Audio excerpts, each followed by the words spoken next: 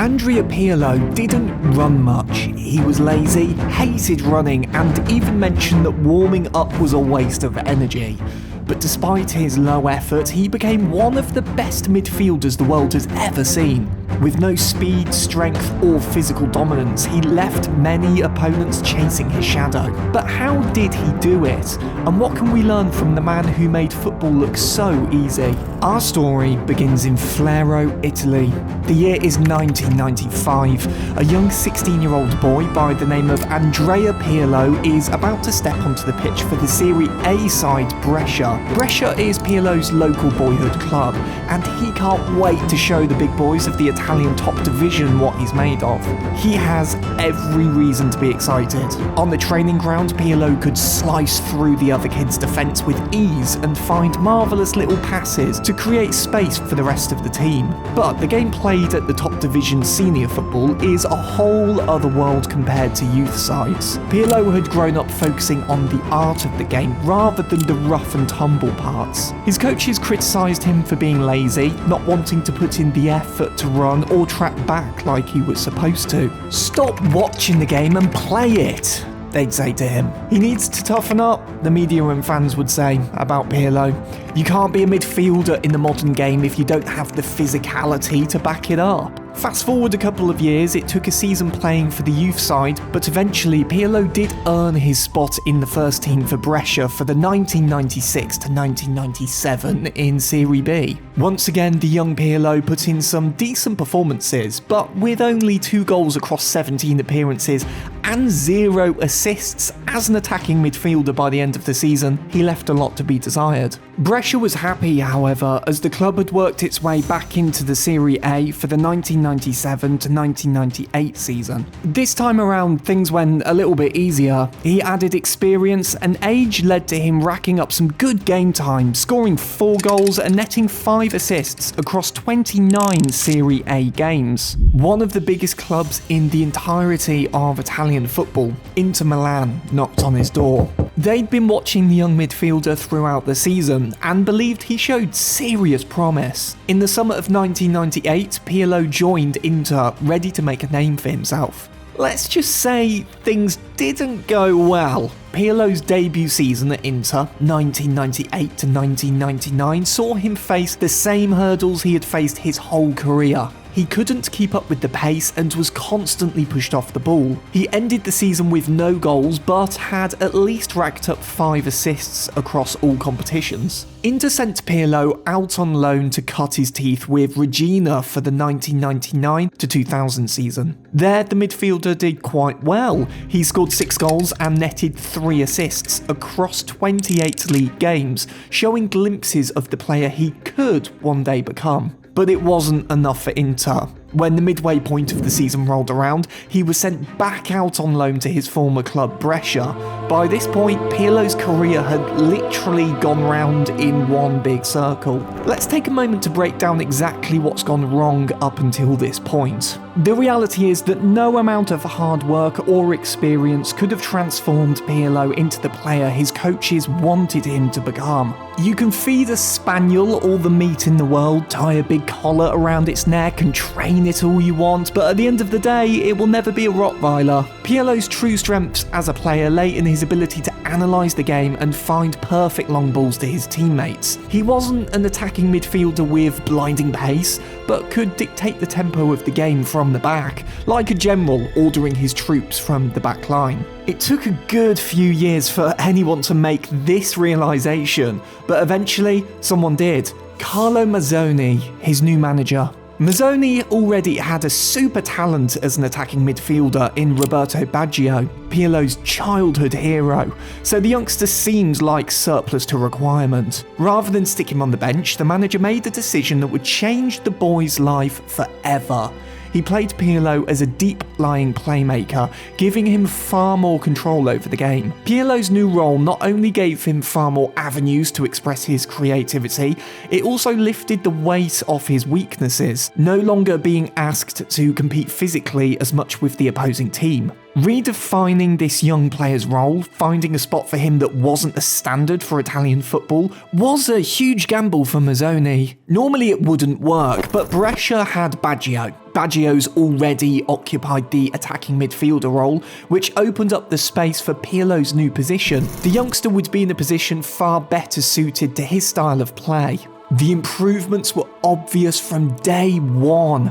While his GA stats took a hit from playing much deeper in the team, anyone with eyes could tell Pirlo's new role made him far more influential in the team. He became a prodigy at dictating the pace of the game from behind, moving the ball in transition quickly when he found the right opportunity, spotting perfect passes when they popped up, or slowing everything down when he needed to take the sting out of the game. Brescia had been struggling to survive in the Serie A all season. When Mazzoni made his crucial change, they skyrocketed up the table. By the end of the year, the club finished in a very solid 7th place, securing safety and a European spot to boot. The match that best represents this incredible transformation is the away fixture against Juventus towards the end of the season. Juve had been in a fierce battle against Roma for the Serie A title. When Brescia came to Turin on April the 1st, fans believed Juventus had it in the bag. The home side took the lead early, but Brescia had a trick up their sleeve.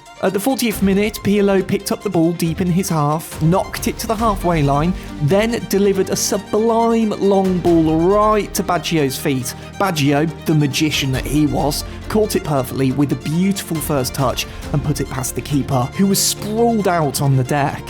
The rest of the league looked on. The lesson had been learnt. Andrea Pirlo was a boy no longer. He had become a young midfield maestro. Mazzoni had worked wonders in reshaping Pirlo into the player he was always meant to be, but the success had also shone a spotlight on the player. One man, one Don, looked on from the stands, sunglasses covering his eyes, a lit cigar between his lips. Pirlo had only warmed up. His best performances was still yet to come. When a big club came knocking on Pirlo's door, it would once again be one from Milan. Not Inter Milan, however, but their arch-rivals AC Milan. In the summer of 2001, Milan approached Inter for the player. Pirlo happily accepted the move. When the Don himself, Carlo Ancelotti, joins the club in November, he took a keen interest in the midfielder, seeing how much potential Pirlo had as a deep-lying playmaker. Mazzoni had laid the foundations for Pirlo's resurgence as a midfield maestro, but he had still yet to reach his full potential. Pirlo was an uncut diamond, and only another diamond can cut one into shape. Don Carlo made sure he always found himself in front of the defensive line, able to pick the ball up in safe areas where he wouldn't need to rely on pace to beat the opposing team, then could direct the match out from the back like a maestro conducting his orchestra. Vision and analysis became the most important weapons in Pirlo's arsenal, and he had both in ample supply. "Football is played with the head," Pirlo once said. "Your feet are just the tools." This quote encapsulates the kind of player Pirlo was. While everyone else was focusing on the ball, this man was thinking of the match like a game of chess. To him, seeing you play football with your feet was like seeing you play chess with your hands. While Pirlo played well and loved his new role, the club fell short in his first season. For 2001 to 2002, Pirlo scored 2 goals and netted 3 assists in the league, and Milan finished 4th, knocked out of the Champions League by Dortmund in the semi-finals. Part of becoming a legendary player, regardless of how you do it, is understanding the value of patience. All too often in football, we want to see results right from the word go. Don Carlo was a grizzled veteran of the game, and he knew that a player like Pirlo would need time to flourish and bloom into the mastermind he wanted to become. Don Carlo was half right. Pirlo did bloom and grow as a player, only far more quickly than anyone could have anticipated. The team brushed off the previous season and focused entirely on the coming 2002 to 2003 campaign, where they hoped to set the record straight and prove their worth to the rest of the footballing world. Nobody added more to the team than Pirlo. There simply wasn't any other player on the planet who could conduct a game like it was a symphony. It didn't matter what move you made on the pitch, Pirlo had accounted for it in his mind long before you'd even made it, be it your teammate or opponent. The midfield maestro ended the season with a personal all-time top tally of 9 goals and 8 assists, but that doesn't even tell us the whole story. Nearly every moment and phase of play started at his command. In Serie A, Milan enjoyed steady improvements. The team finished third with 6 more points earned compared to the previous season. A Champions League spot had been secured no matter what, but true glory lies in silverware, something Milan fans knew all too well. The team set their sights on 2 major cups, the Coppa Italia and the coveted Champions League. Winning the Coppa Italia wasn't impossible for this Milan side, but not many gave them good odds for the Champions League. They'd be facing off against the very best Europe had to offer. Milan cut their teeth on the Coppa Italia. If they wanted to beat the giants of Europe, they'd first have to beat the giants of Italy. Their campaign got off to a flying start as they crushed Ancona 6-2 on aggregate. In the quarter-finals, they beat Chievo 5-2 on aggregate, then squeaked by into the finals with a 2-1 victory over Perugia. When they lined up against Roma in the first leg of the final, the real test began. The Romans were battle-hardened and ready to win, having defeated their local rivals Lazio in a fiery 3-1 derby to earn a spot in the final. Fate decreed that Roma should win the cup, given the passion they'd shown up until this point. Ice-cold strategy beats heated passion any day of the week, however. Milan smashed Roma 6-3 on aggregate, and Milan took its first step on the road to glory. The Champions League campaign would be a lot closer. Forget the big scorelines and dominant displays, Milan would have to win by razor-thin margins to see their way through to the final. First up was Ajax, the best Dutch club in football history. After a goalless draw in the first leg in Amsterdam, Milan just about pulled through 3-2 thanks to a dramatic 91st minute winner by Thomasson. Next was Inter. Yes, the quarter-finals of the Champions League was a Milan derby. This would be by far their toughest challenge yet. Derbies are scary at the best of times, but when European glory is on the line, the temperature skyrockets. The two sides battled it out. Pirlo, though, had to watch from the sidelines. The home fixture ended 0-0. All was still to play for in the second leg. Remember, Inter and AC actually share the San Siro stadium, so the away leg was actually at the exact same ground. The game kicked off, and right before halftime, Shevchenko gave AC the lead. Inter fought back to make it equal in the second half, but the away goals rule meant Milan won the tie, despite playing in their own backyard. Should the away goals rule have counted in this match, given it was pretty much at home for AC? Let us know what you think in the comments. It doesn't matter how you win, as long as you win. That's what champions learn, and it was a lesson Pirlo and his teammates took to heart when they lined up against Juve, fellow titans of Italian football, for the Champions League final in Manchester. Pirlo slowed the tempo of the game right down. After 120 minutes of play, the game ended 0-0 and went to penalties. After a handful of misses on both sides, Milan finally came out on top to win the Champions League 3-2. Nobody had thought the team could lift the top honour in world football. Nobody except for Pirlo, who was always 2 steps ahead of everyone else. His masterful control of tempo and pace had been vital to Milan's success as a control-orientated, patient side.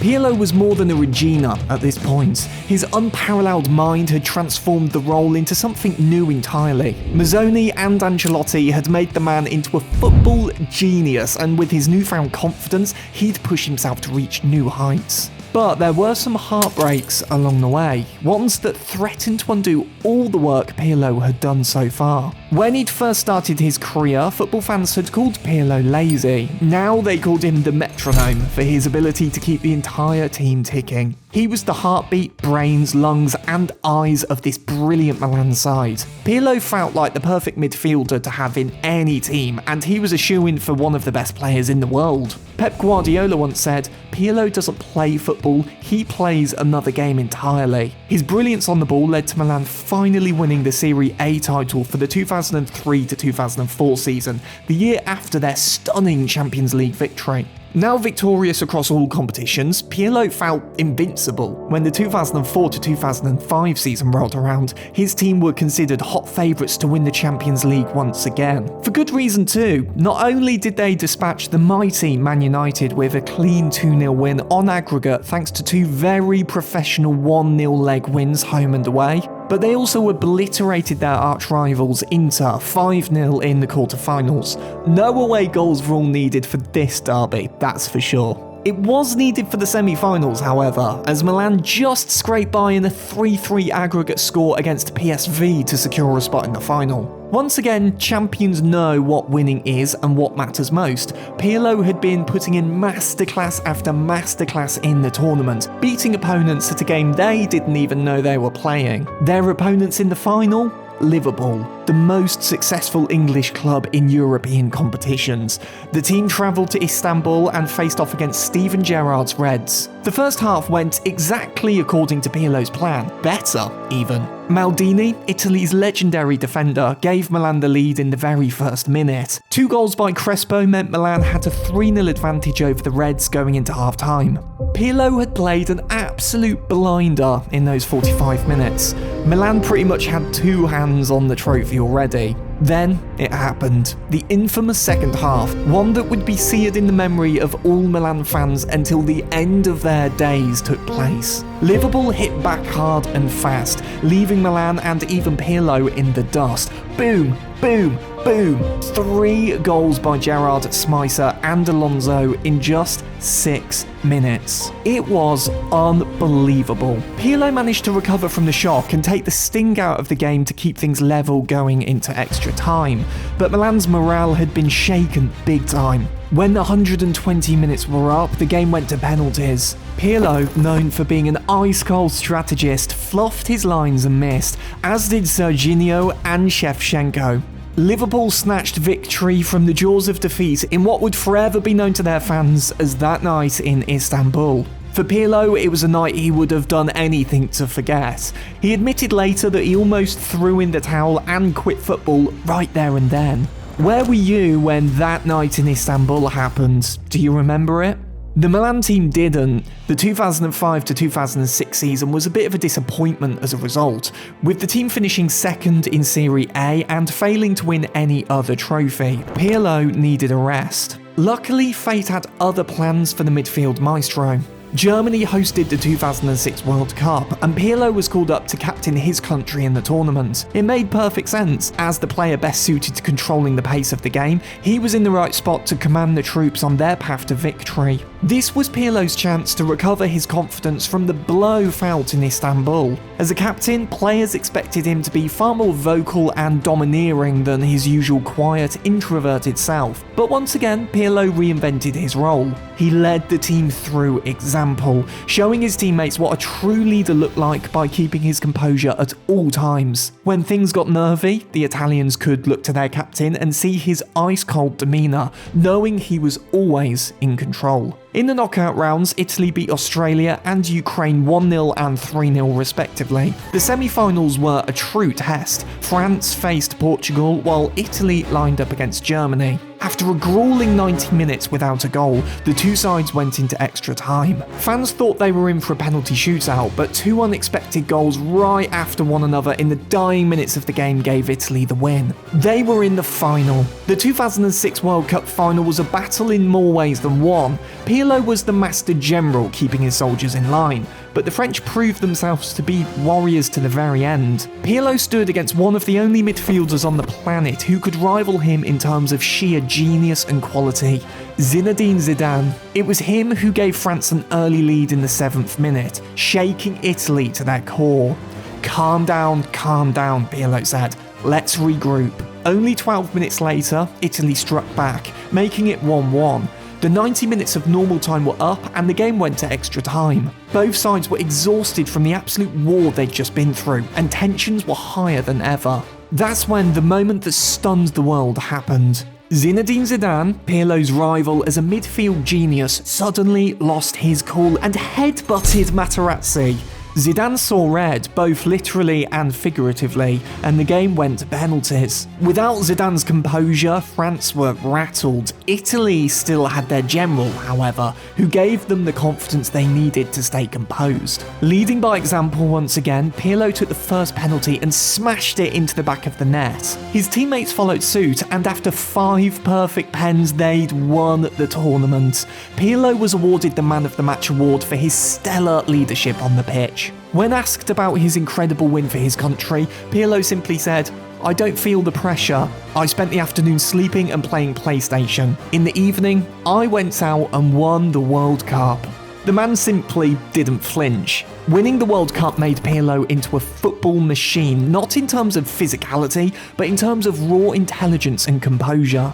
He calculated every move his opponents made before they even stepped onto the pitch, and won the game without even breaking a sweat. With his newfound confidence, Pirlo came back to Milan and decided to right the wrong of the previous year. 2006 to 2007 wouldn't be a season for Milan to remember in the Serie A, as they finished 4th, but they had their eyes set on the Champions League final once again. Round of 16 against Celtic, 1-0, job done. Quarter-finals against Bayern, 4-2, no sweat. Semi-finals against Manchester United, 5-3, light work. The entire time, Pirlo had one eye on the matches and one other on the other side of the bracket. He saw Liverpool climbing through the knockout rounds, certain that the football gods would test him with a final against his bitter foe. He was right. For the 2007 Champions League final in Athens, Milan had to beat Liverpool if they wanted to heal old wounds and restore their European glory. It was now or never for Pirlo. As the minutes ticked away and both fans watched on with bated breath, Pirlo lined up for a free kick.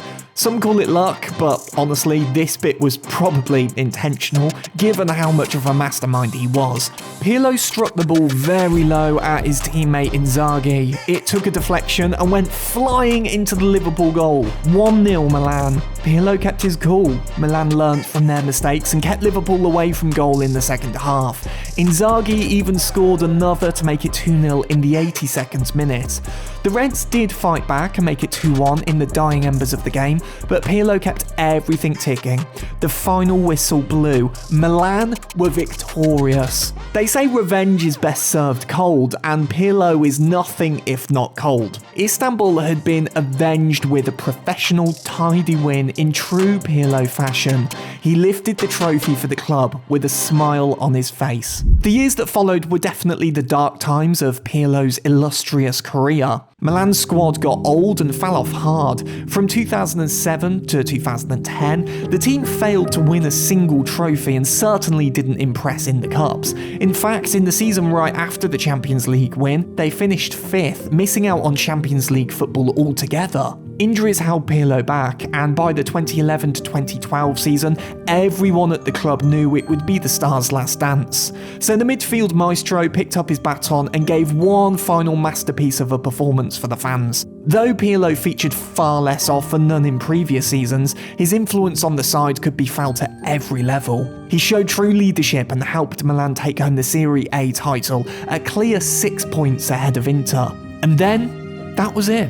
Pirlo bowed low to the applauding audience, packed up his things, and left Milan for good. The maestro had built an incredible career, and his performances had been enjoyed by millions across the world. He enjoyed a quiet retirement in peace. Or did he? Pirlo is the undisputed master of mind games, both on and off the pitch. Just when everyone thought he was finished, he signed up for Juventus on a free transfer going into 2012 to 2013. Probably the best free move in the history of the game. Nobody saw this coming. The metronome became a mainstay of the side, making 20+ appearances per season quite regularly, orchestrating attacks and defence like he had in his prime. Most importantly of all, Pirlo became a mentor to many of the young talents in Turin. Paul Pogba trained with him in person and credits Pirlo with his development as a player, able to read the game and make smart decisions. The signing proved to be an absolute masterstroke. Juventus became the dominant force of Italian football. The club won 4 Scudettos on the trot after signing Pirlo, proving that the player still had it in him to deliver success no matter what. Be it the doubters, the fans, the media, the changing room, the opposition, his managers, or his own teammates, there was nobody Pirlo couldn't outsmart. Pirlo finished his career with 6 Serie A titles, 2 Champions League trophies, and a World Cup. Was he lazy? Maybe. Did he try hard? Probably not. Did he have to? Absolutely not. Pirlo was a visionary of the game, a genius who let his feet do the talking. His style has inspired a whole generation of midfielders to see the game in a new light. The question is, who will be the next conductor to pick up his batons? If you want to follow the story of the alcoholic player with a smoking problem who outplayed everyone, check out our video here.